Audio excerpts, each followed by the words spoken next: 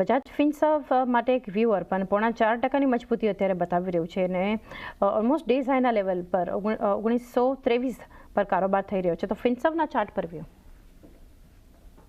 So, Bajaj Finserv, Bajaj Finance as well as જે Nifty financial સર્વિસના જે સેક્ટર જે છે એના પર ઓવરઓલ આઉટલુક પોઝિટિવ સાઇડ પર છે.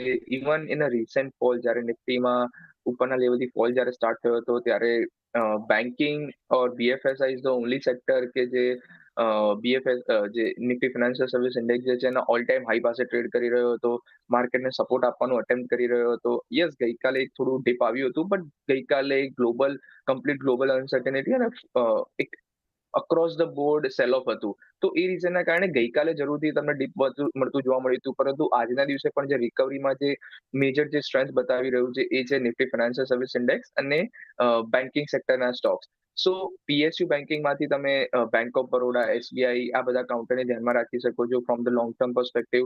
જે ગ્લોબલ અનસર્ટિનિટીનું એટલું મેજર ઇમ્પેક્ટ નથી અન્ટિલ અનલેસ એક્સપોર્ટ્સમાં બહુ મોટું હિટ આવે ત્યાં સુધી I think banking sector will be insulated.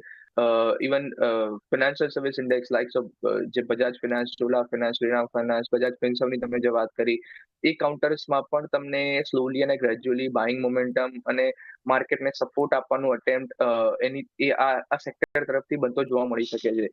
સો બીએફએસઆઈ પર બાયસ પોઝિટિવ સાઇડ પર રહેશે અને સ્લોલી અને ગ્રેજ્યુઅલી આ બધા કાઉન્ટર્સ તમે એક્યુમ્યુલેટ કરી શકો છો.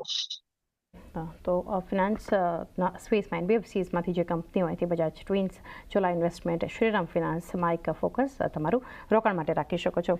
અલ્ટ્રાટેક